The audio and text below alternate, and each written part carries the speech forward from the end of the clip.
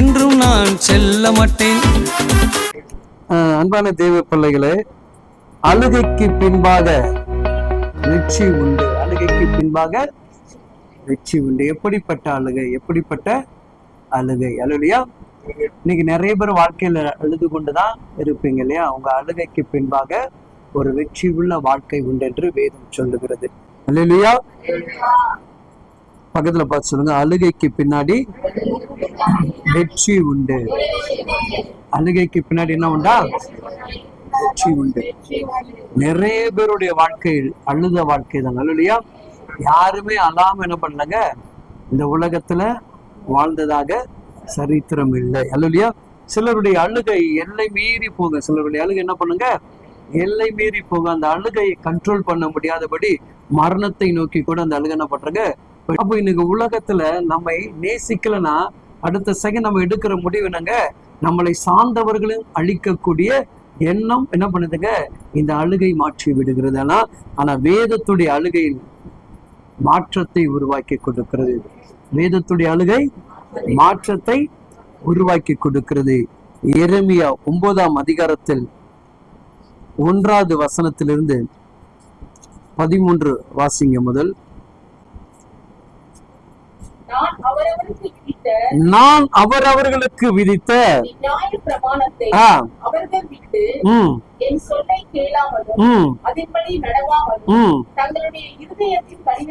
தங்களுடைய இருதயத்தின் கடினத்தையும்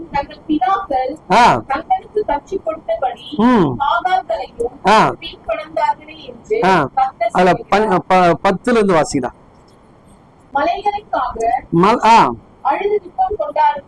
மலைகளுக்காக அழுது துக்கம் கொண்டாடுவேன், புலம்புவேன்.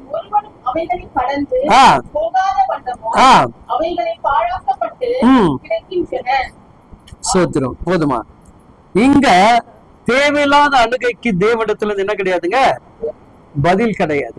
இன்னொரு அழுகை உண்டு, எடுத்து வாசிங்க. அதே எரேமியா 14:17 சொல்லுகிறது, என் கண்களில் இருந்து இரவும் பகலும் ஓயாமல் கண்ணீர் ஓடிக்கொண்டிருக்கும். எப்படி இருங்க, இரவும் பகலும் ஓயாமல். இந்த வசனத்தை சொல்லிட்டு நான் உங்களுக்கு அர்த்தத்தை நான் சொல்றேன். அடுத்து எடுத்துக்கொள்ளுங்கள்.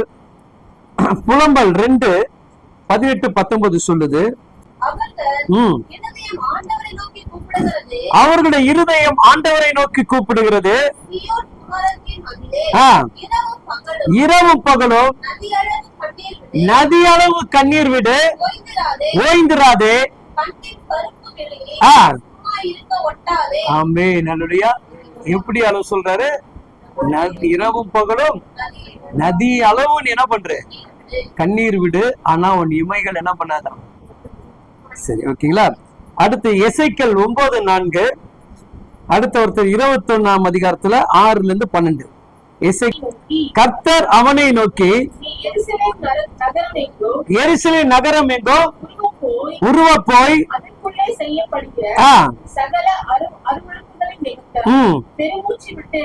பெருமூச்சு விட்டு அழுகிற மனுஷரின் நெற்றியிலே அடையாளம் போடு. இங்க என்னதுங்க, பெருமூச்சியினுடைய அழுகைக்கு ஒரு அடையாளம். அந்த 21 வாசிங்க. 21ஆம் அதிகாரத்துல 6ஆம் வசனத்திலிருந்து வாசிங்க. மனபுத்திரனே, உன் இடுப்பு நொறுங்கும்படி பெருமூச்சு விடு, அவர்கள் கண்களுக்கு முன்பாக மன கசந்து பெருமூச்சு விடு. நீ எது நிமித்தம் உன்னிடத்தில் கேட்டால் நீ அவர்களை நோக்கி, துர்ச்செய்தி வருகிற நிமித்தமே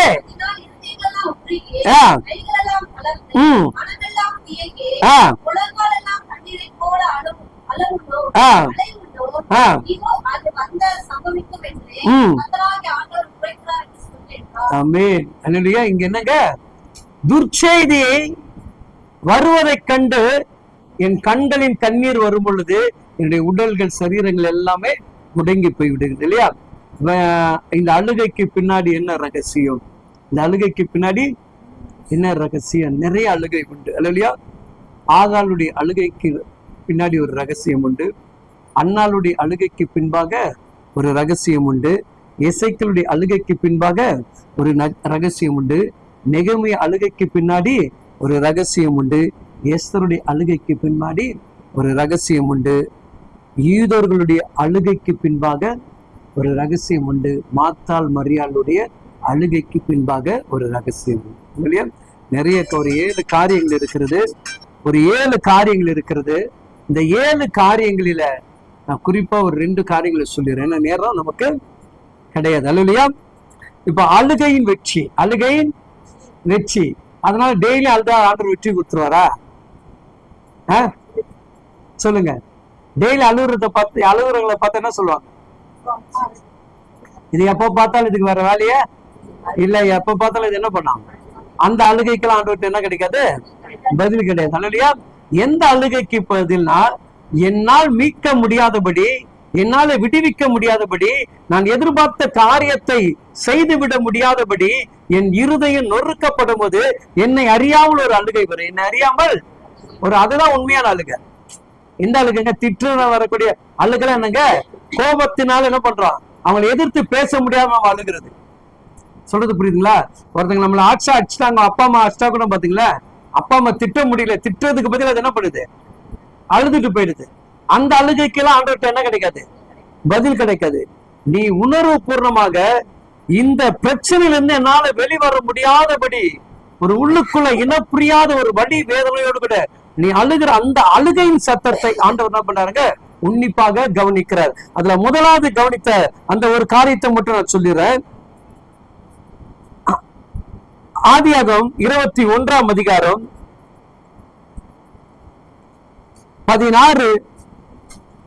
16 வாசிங்க. பிள்ளை சாகிறதை கவனிங்க. இந்த அழுகை எதுடைய அர்த்தத்தை உணர்த்துதுங்க? என் பிள்ளையுடைய எதிர்காலம் போகிறது. என் பிள்ளையுடைய அவனுடைய வாழ்வுக்கு, அவனுக்கு உண்டான வாழ்வுக்கு கொடுக்கக்கூடிய ஒரு தண்ணீர் என்கிட்ட கிடையாது. இல்ல, இப்ப நம்ம நேரம் சொல்ல, நான் கஷ்டப்பட்ட பிள்ளை எப்படியாவது முயற்சி எடுத்து உயர்த்தணும் நினைக்கிறான்னு என்ன கிடையாது என்கிட்ட. வழி இல்லாம நம்ம என்ன பண்றாங்க? மூலையில உட்கார்ந்து யாருமே பார்க்காத போது நம்ம ஒரு அழுவோம் பாத்தீங்களா? அந்த அழுகை தான் கர்த்தர் பார்க்கிறார். அந்த அழுகை தான் கர்த்தர் பார்க்கிறார். இல்லையா? இப்ப ஆகாள் பாத்தீங்கன்னா யாருமே பார்க்க முடியாத இடத்துல இருக்கா. ஆகாள் எங்க இருக்கிறாங்க? யாருமே பார்க்க முடியாத ஒரு வனாந்திரத்துல உட்கார்ந்து இருக்கா. எங்க உட்கார்ந்து இருக்கிறார்? வனாந்திரத்துல உட்கார்ந்து இருக்கிறார். அவளுக்கு உதவி செய்யக்கூடிய எட்டின தூரத்தில் ஒரு மனிதர்கள் கிடையாது. அவள் போய் ஏதாவது ஒன்றை வாங்குவதற்கான வசதிக்குண்டான இடமும் கிடையாது.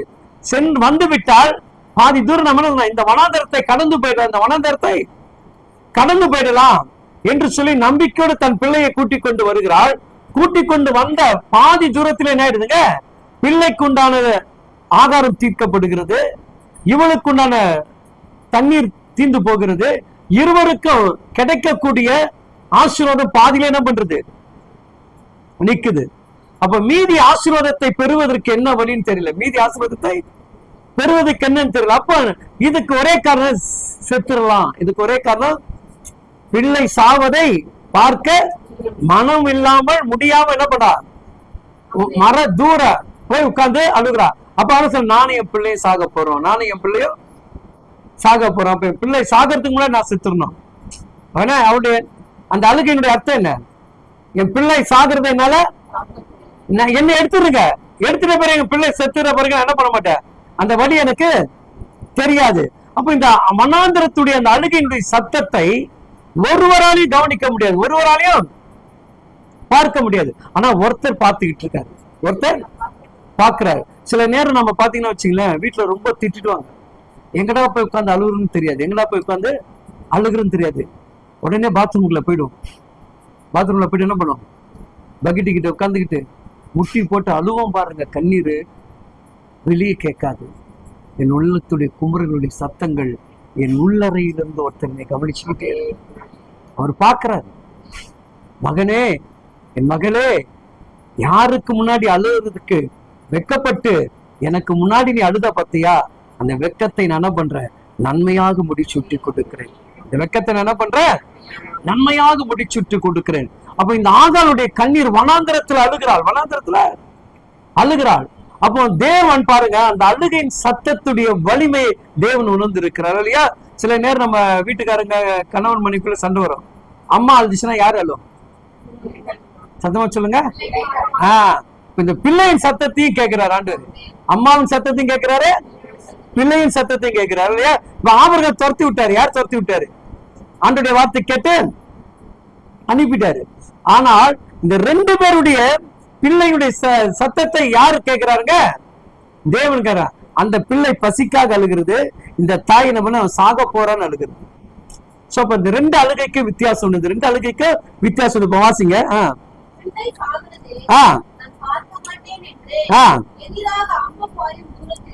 போய் சத்தமிட்டு அழுதாலாம். எப்படி அழுதாலாம்? அந்த அழுகை எப்படிப்பட்ட அழுகை? நம்மள அழுதுருக்கிறோமா? சத்தமிட்டு அழுதுருக்கிறீங்களா? எங்க அழுதுருக்கீங்க?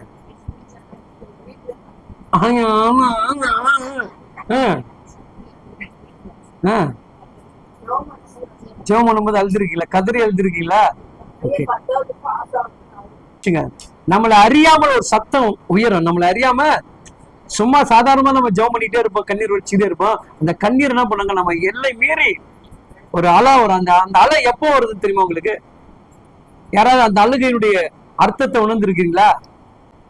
உங்களை தேற்றும்படியாக ஒருத்தர் வந்து உங்க மேல இப்படின்னு அந்த கை வைக்கும் போதுதான் அந்த அழுகையின் சத்தமே, விசாரிக்கிறவர் வந்துட்டாரு, என்னை அணைக்கிறவர் வந்துட்டாரு, என் சத்தத்தை கேட்கிறவர் வந்துட்டாரு என்கின்றவனை இன புரியாத அந்த சத்தம் பயங்கரமா கேட்கும் இல்லையா? இப்ப மனாந்தரத்துல யாருமே கிடையாது.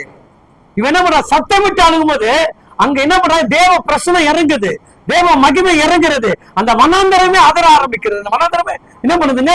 இருட்டான இருக்கிற பாதைகள், பள்ள மேடாக இருக்கிற வெடிப்பாக இருக்கிற அவ ஜெபிக்கிற அந்த சத்தம் என்ன பண்ணுதுங்க? அந்த வெடிப்பைய கத்த என்ன பண்றாருங்க? ஒரு மகிழ்ச்சியா கொண்டு வர்றாரு. அவளுடைய ஆண்டவருடைய இருதயம் மனரம்பியமா மாறுவதற்காக அங்கு தேவ பிரசனம் வந்தது. எது வந்ததுங்க? அந்த அழுகை தான் அவருடைய வாழ்க்கையை வெற்றியை உருவாக்கி கொடுத்தது இல்லையா? அர்த்தமுள்ள அழுகையா இருக்கணும். என்ன அழுகையா இருக்கணும்? அர்த்தமுள்ள அழுகையா இருக்கணும்.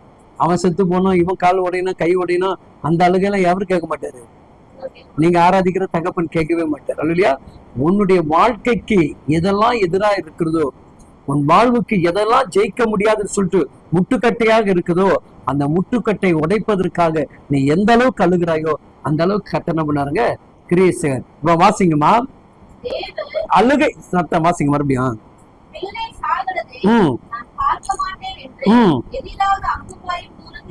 தூரத்திலே போய் உட்கார்ந்து சத்தமிட்டு அழுதாள். கவனிங்க, எப்பங்க எப்படி அழுதாலாம்? சத்தமிட்டு அழுத பிறகு யாரு குரல் கேக்குது? சத்தமா சொல்லுங்களேன். ஏன்னா என்னுடைய அழுகையின் சத்தத்தை கேட்ட அடுத்த நொடியே எனக்கு பதில் கொடுக்கிற என் தேவனை தவிர இந்த உலகத்துல யாருமே கிடையாது. கொஞ்ச நேரம் அழுகுது, சரியா போயிடு போ. என்ன சொல்லுவாங்க? அவன் கொஞ்ச நேரம் அழுவா, இல்ல அவ நடிக்கிறா, அவ அழுகையில நம்பாத அப்படின்னு சொல்லிட்டு வீட்டுக்காரர் சொல்லுவாங்க, மனைவி சொல்லுவாங்க, பிள்ளைங்க சொல்லுவாங்க, எல்லாரும் சம்திங் சொல்லிட்டே போவாங்க. ஆனா இவருக்கு மட்டும் தான் தெரியும் உண்மையான அழுகை. இவருக்கு மட்டும் தான் தெரியும். சரி அழாத, பரவாயில்ல இன்னைக்கு அழாதுன்னு சொல்லிட்டு உங்க பக்கத்துல வந்து யாரும் என்ன பண்ண மாட்டாங்க, தட்டி கொடுக்க மாட்டாங்க. நம்மள கமெண்ட் பண்ணி தான் போவாங்களே கண்டி, அதுக்குண்டான சொல்யூஷன் என்ன பண்ண மாட்டாங்க, யாருமே கொடுக்க மாட்டாங்க. ஆனா கொடுக்கிறவர் யாருங்க? உங்க சத்தத்தை நன்கு அறிந்த அவரால் மட்டும்தான் உனக்கான ஒரு பதிலை கொடுக்க முடியும். பயங்கரமா சத்தம். வனாந்தரமே என்ன பண்ணுது? ஆகாளுடைய சத்தம் வனாந்தரத்தை அதிர பண்ணுகிறது. அந்த சத்தம் எங்க போகுதுங்க? பரலோகத்துக்கு போகுது. சத்தம் எங்க போகுது? பரலோகத்துக்கு போகுது. உடனே தேவன் அந்த அந்த கொஞ்சம் உங்களுடைய கற்பனை பண்ணிச்சுங்க. இப்ப நிறைய பேர் அழுதுருப்பீங்க இல்லையா? அழுதவங்களுக்கு இப்ப அந்த வசனத்தை சொல்லுங்க, உங்களுடைய ரியாக்ஷன் எப்படி இருக்கு நான் சொல்றேன். ஆசிங்கம்மா. தேவன் பிள்ளையின் சத்தத்தை கேட்டார். தேவதூதன் வானத்திலிருந்து என்னங்க எங்க இருந்து கூப்பிடுறாரு? இப்ப அந்த அந்த அந்த அழுகையின் உணர்வை பாருங்க எப்படி இருக்கும், எப்படி கூப்பிட்டுருப்பாரு. நான் ரொம்ப பாரப்பட்டு அழுகுறேங்க, யாருமே எனக்கு சத்தத்தை கேட்கல, யாருமே எனக்காக ஆறுதல் சொல்ல வரல, எங்கேயோ ஒரு சத்தம் என்ன பண்ணுது என் காதுக்கு கேக்குது. அப்ப இந்த சத்தத்துடைய அந்த அன்பை பாருங்களேன். ஆகாரே ஆகாரே ஏன் ஆகாரே உனக்கு என்ன என்ன கேக்குறாங்க? இந்த அழுகைக்கு என்ன பிரச்சனை? இந்த அழுகைனால உனக்கு என்ன நடந்துச்சு? எதுக்காக நீ அழுதுகிட்டு இருக்கிற? அப்ப என்ன எவ்வளவு கரிசனா விசாரிக்கிறாரு பாருங்க. என்ன பண்ண அதுக்கப்புறம் ஏன் அழுகிறான்னு கேக்குறாரு. ஃபர்ஸ்ட் என்ன கேக்குறாரு? உனக்கு என்ன? அப்ப அவர் என்ன நினைக்கிறார்? ஏதோ ஒரு பிரச்சனைனால நீ அழுகுற எனக்கு தெரியுது. அப்ப அந்த பிரச்சனையை விட்டு முதல்ல ஆண்டவர் என்ன பண்றாருங்க? அவருடைய இருதயத்துடைய வலியை வெளியே கொண்டு வர்றாரு. இருதயத்துடைய வலியை ஆண்டவர் வெளியே கொண்டு வர முதல்ல என்ன பண்ண? இந்த பிரச்சனைக்காக தான் நீ அழுகுற. இப்ப என் குரலை கேட்டல, என் சத்தத்தை கேட்டா இல்லையா? இனி உனக்கு என்ன கிடையாது? அந்த பிரச்சனை குறித்து நீ சிந்திக்காத. வாசிங்க. பயப்படாதே. எங்க இவன் எங்க இருக்கிறா? பிள்ளை எங்க இருக்குது? இப்ப பிள்ளையின் பக்கத்துல யார் இருக்காரா? சொல்றது புரியுங்களா? என் அழுகை, என் பிரச்சனை பக்கத்துல ஆண்டவர் இருக்காரு. நான் வடிக்கிற கண்ணீர், என்னை எதிர்க்கக்கூடிய சக்திக்கு முன்னாடி என் ஆண்டவர் உட்கார்ந்து இருக்கிறாரு. நான் போய் அங்க என்ன பண்ண முடியாது? யுத்தம் பண்ண முடியாது. நான் போய் அவங்ககிட்ட மல்லு கட்ட முடியாது. என் அழுகை என்ன பண்ணுதுங்க? என் உண்டான பிரச்சனைக்கு நடுவில் அங்க இருக்கிறப்போ பிள்ளையின் அழுகையின் பக்கத்துல யார் இருக்காரா? தேவன் இருக்கிறார். இல்லையா? பயப்படாதே. என்ன சொல்றாருங்க? உனக்கு என்ன சம்பவித்தாலும் சரி, எவ்வளவு பெரிய பிரச்சனை இருந்தாலும் சரி, எவ்வளவு பெரிய நீ கண்ணீர் வடிச்சாலும் சரி, நீ என்ன பண்ணாது? இப்பொழுது பயப்படாத. நான் என்ன பண்றேன்? உன்னை தைரியப்படுத்துகிறேன். உன் கூட இருக்கிற உன் பிள்ளையோட யார் இருக்காரு? நீ பிள்ளை சாக போறதான்னு அழுதுட்டு இருக்கிற. அந்த சாகர பிரச்சனையை சாந்தப்படுத்தக்கூடிய தகப்பன் உன் பிள்ளை பக்கத்துல இருக்காரு. இப்படி நினைச்சு கைப்பிடிச்சு சொல்லி பாருங்களேன். நான் அழுது இருக்கிறேன், என் பிரச்சனையை பார்த்து ஆண்டவர் சொல்றாரு, இந்த பிரச்சனைக்கு தான் நான் அழுத. அந்த பிரச்சனையை நான் காலால மிதிச்சுட்டு இருக்கிறேன். அந்த பிரச்சனை பக்கத்துல தான் இருக்கிறேன். உன்னை ஒருத்த எடுத்து பேசலாம் பத்தியா? உன்னை ஒருத்த ஏதோ ஒண்ணு பண்ணிடுவோம் சொல்லலாம் பத்தியா? அவன் வீட்டுக்குள்ளதான் இருக்கிற, அவன் பக்கத்துலதான் நிக்கிற. அவன் செய்யணும்னு நினைக்கிறான் பாரு, அந்த செய்வன காரணம் பக்கத்துலதான் நிக்கிற. நீ பயப்படாத, நீ பயப்படாத, என்னை தைரியப்படுத்துகிற. இந்த அழுகை எதுவா மாறுதுங்க?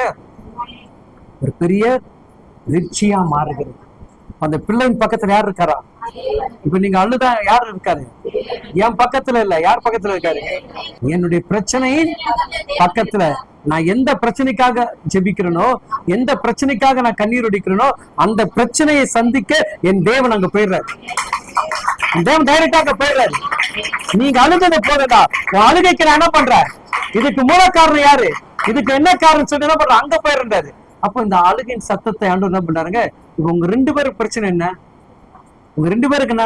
உயிர் வாழணும், ஜீவிக்கணும், இந்த உலக மனுஷருக்கு முன்னாடி வாழ்ந்து காட்டணும். அதுக்கு என்ன தேவை? உன்னுடைய நாவை நான் குளிர பண்ணுகிறேன்.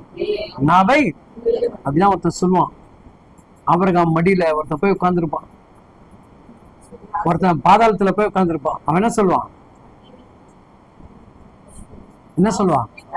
லாசரின் கரத்தினால ஒரு சொட்டு தண்ணீரை எடுத்துட்டு வந்து என் நாவல வச்சா இந்த வெக்கெல்லாம் எனக்கு என்ன? எதுக்குள்ள இருக்கிறான்? எரிக்கிற அக்னிக்குள்ள ஒரு சொட்டு. என்ன கேக்குறான்? ஒரு சொட்டு. அப்போ அந்த ஒரு சொட்டு தண்ணீரே இந்த வெக்கை அழிக்கிறதுன்னு சொன்னா, நீ வடித்த கண்ணீர் எவ்வளவு வேய்க்கிலையும் வெக்கத்தையும் அவமானத்தையும் நிந்தைகளையும் அழிக்கும் என்பது மட்டும் மறந்து விடாதீங்க. இல்லையா? ஒரே ஒரு சொட்டு தான். என்ன சொல்றான்? விரல நுனி விரல்ல குளிர பண்ணும்படி. அப்ப அந்த வெந்து போய் கிடக்குறாங்க. அப்ப அந்த தண்ணீரே அவனை காப்பாற்றுன்னு நினைக்கும் போது உன் கண்ணீர் என்ன பண்ணுமா? உங்களுக்கு இருக்கிற பிரச்சனைகள், போராட்டங்கள், நுகங்கள், அந்த கண்ணீர் அத்தனையும் எரித்து சாம்பலாகி மாற்றிவிடும். அல்லேலூயா. இப்ப பாருங்க, இப்போ ஆண்டவருடைய சத்தத்தை பயப்படாத. தேவன் யார் பக்கம் இருக்கிறாரு சொல்லுங்க. இப்ப நான் இப்படி கொஞ்சம் வித்தியாசமா சொல்றேன். என் ஜெபம் என் பிள்ளைகள் பக்கத்துல இருக்கும், படிக்கிற என் பிள்ளைகள் பக்கத்துல இருக்கும், வேலை செய்கிற என் பிள்ளைகள் பக்கத்துல இருக்கும், கல்யாணம் பண்ணி திருமணமாகி வாழக்கூடிய பிள்ளைகள் மத்தியில இருக்கும், கணவனை இழந்திருக்கிற பிள்ளைகள் மத்திய கர்த்தர் இருப்பார். எல்லாரோட தேவன் இருப்பார். சொல்லிட்டு அடுத்து சொல்றாரு பாருங்க. நீ எழுந்து என்ன சொல்ல? இப்ப என்ன சொல்லிட்டாரு? இனி என்ன பண்ணக்கூடாது? அழ வேண்டிய வேலையே கிடையாது. எல்லாத்தையும் தூக்கி போட்டு என்ன பண்ணு? போய் ஏஞ்சி உனக்கு உண்டான ஆசீர்வாதத்தை வச்சிருக்கிறத உன் கண்ணை திறந்து பாருங்க. உனக்கு என்ன வச்சிருக்கிற? ஆசீர்வாதத்தை வைத்திருக்க. அதை என்ன பண்ணு? கண்ணை திறந்து பார். எழுந்துரு. நீ எழுந்து பிள்ளை எடுத்து என்ன சொல்றாங்க, அவன் என்ன பண்ணிக்க, தூக்கி போட்ட பிள்ளைய புடிச்சுக்கின்றாரு. என்ன சொல்றாரு, அவனை கையில புடிச்சுக்கா, இதான் அவன் வாழ்க்கை, இவதான் இனிமேட்டு கடைசி வரைக்கும் யாரும் கூட இருக்க போறான். பிள்ளை இருக்குமா, நான் கூட இருப்பேன், நீ வேற யாரும் என்ன பண்ணாது இனிமேட்டு நம்பாத. நம்பின உன்னை கைவிட்டுருக்கலாம், உதவி செய்து உனக்கு வெறுத்து தள்ளி இருக்கலாம். ஆனா இனி நான் என்ன பண்ணுவேன், ஜீவன் இருக்கிற வரைக்கும் நான் உன் கூட இருந்து உன்னை காப்பாடுவேன். பிள்ளை கையை பிடிச்சிக்க மாட்டாரு. யார் கையை பிடிச்சிக்க சொன்னாரு? உங்களுக்கு எல்லாம் எல்லாருக்கும் என்ன பண்ணிருப்பாரு, ஆண்டவர் பிள்ளைகளை கொடுத்திருப்பாரு. உன் பிள்ளையுடைய எதிர்காலத்தை உன் கையில கொடுக்கிறாரு. உங்க பிள்ளையுடைய எதிர்காலத்தை உன் கையில, உன் பிள்ளை பிடிச்சிக்கோ. நீ எழுந்துட்ட, நீ அழுது இருந்த உன் வாழ்க்கை என்ன பண்ணிட்ட, எழுந்து நிமிர வச்சிட்டேன். இனி நீ என்ன பண்ணும், பிள்ளைகளுக்காக என்ன பண்ணும், உன் பிள்ளைகளுக்கு நல்லது செய்ய பார்க்கணும். பிள்ளைகளுக்கு திருமண காரியமா, இந்த காரியமா, எல்லா காரியம் யார் செய்யணுங்க, பெற்றோர்கள். யார் பார்க்கணும், பெற்றோர்கள். அதே காலத்துல என்ன பண்ணிடணும், பிள்ளைகளை கேட்டதை எல்லாத்தையும் முடிச்சிடணும். அப்ப நம்ம அந்த தேவன் நம்ம பிள்ளைகள் நமக்கு ஒரு பொறுப்பு கொடுத்துருவாரு. அந்த பொறுப்பை நம்ம உணர்ந்து என்ன பண்ணோம், பிள்ளைகளுக்கு உண்டான காரியத்தை செம்மையாக செய்து முடிச்சிடணும். இல்லையா? அப்ப நீங்க விசாரிக்கிறதுக்கான முயற்சியாவது எடுக்கணும் பிள்ளைகளுடைய எதிர்காலத்துக்கு. இல்லையா? இப்ப ஆண்டவர் அதான் நமக்கு சொல்றாரு. ஆகல பார்த்து சொல்ற, நீ எழுந்து உன் பிள்ளையை அவனை கையினால பிடித்து கொண்டு போ. வாசிங்க.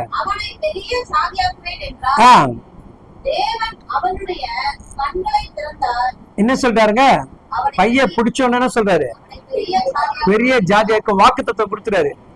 இப்ப அவங்க ரெண்டு பேரும் என்ன தேவை, ஆனா அதுக்கு முன்னாடி இவர் என்ன கொடுக்குறாரு, உனக்கு எனக்கு என்ன தேவை. ஆனா அதுக்கு முன்னாடி தேவன் என்ன பண்றாரு, சொல்றது புரியலையா? சோபி கர்த்தர் இந்த ஆண்டு உன்னை ஆசீர்வதிப்பார் சொல்லிட்டாரு. ஆனா நான் 10 மாசம் கடந்து வந்துருச்சு, ஆனா எதிர்பார்த்தது என்ன கிடைக்கல. ஆனா இந்த ஆண்டை கர்த்தர் என்ன பண்ணுவாரு, அப்ப நான் எதை பிடிச்சிக்கணும்? ஹல்லேலூயா. 10 மாசம் கடந்து வந்த பரிசுல இன்னும் 2 மாசம் இருக்குது. இன்னும் எத்தனை மாசம் இருக்கு? இன்னும் 60 நாள் 70 நாள் வரைக்கும் இருக்குது. இந்த 70 நாள்ல கர்த்தர் எதுவானாலும் செய்வார் என்ற அந்த நம்பிக்கை வந்தாதான் அந்த வாக்கு தத்துவம் என்ன பண்ணுங்க, நிறைவேற்றப்படும். ஹல்லேலூயா. அப்ப என்ன பண்றாங்க, எழுந்த கையை புஷ் என்ன பண்ணு, பையன் என்ன பண்ற, பெரிய ஜாதி. இப்ப நம்ம கற்பனை எப்படி இருக்கும், குடிக்கிறதுக்கே தண்ணி இல்லையா, இவர் என்ன சொல்றாரு, பெரிய ஜாதியாக்கு. எப்ப என் மனசு அப்படி சிந்திக்குதோ, எப்ப என் மனசு அந்த மாதிரி என்ன வருதோ உடனே சொல்றாரு. பாத்தீங்க, தேவன் யாரை திறக்கிறாரு, என் இருதயம் அலபாயுது இல்லையா, ஒரு நெகட்டிவான ரோல் வரும்போது என்ன பண்றாருங்க, பாசிட்டிவா அவர் கண்ணை திறக்கிறாரு. இது சாத்தியம், நான் சொன்னது நடக்கும், நான் சொன்ன வார்த்தை நிறைவேற்றப்படும், நீ பயப்படவே பயப்படாத, நிச்சயமா நீ உன் பிள்ளைகளும் வாழ்ந்திருப்பீங்க, ஆசீர்வாதமாக இருப்பீங்க, செழித்திருப்பீங்க, எல்லாருக்கும் முன்னாடி நீங்க கனம் பெற்று வாழ்வீர்கள் என்று சொல்லி என்ன பண்றாருங்க, ஒரு நம்பிக்கை ஆண்டவர் உருவாக்குறார். வாசிங்க, முடிச்சிடலாம். அப்பொழுது பாருங்க என்ன கண்டாலா, தண்ணீர் துறவியா இருக்கிற இடத்துல உட்கார்ந்து அழுதுட்டு இருக்கான்னு தெரியல.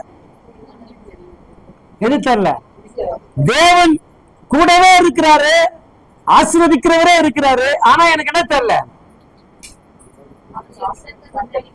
கண்கள் திறக்கல. அல்லையா?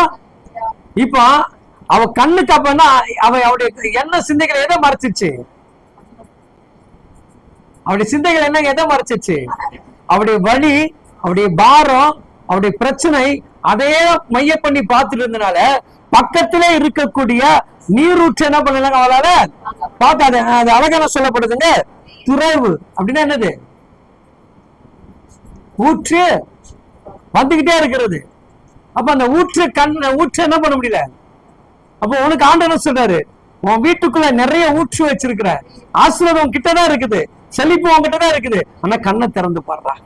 கொஞ்சம் என்ன பண்ணு, கண்ணை திறந்து பாரு. அப்ப என் பிரச்சனையை நான் பாக்குறேன், என் வீட்டுக்குள்ள இருக்கிற ஆசீர்வாதத்தை நான் தொலைக்கிற நேரம் தேவ பிள்ளைகளை தான் சொல்லுவேன். உன் வீடு ஏன் ஆசீர்வாதிக்கப்படாமல் போவதுக்கு காரணம்னா, நீ பிரச்சனையை மையப்படுத்தி ஜெபம் பண்ணிட்டு இருக்கிற.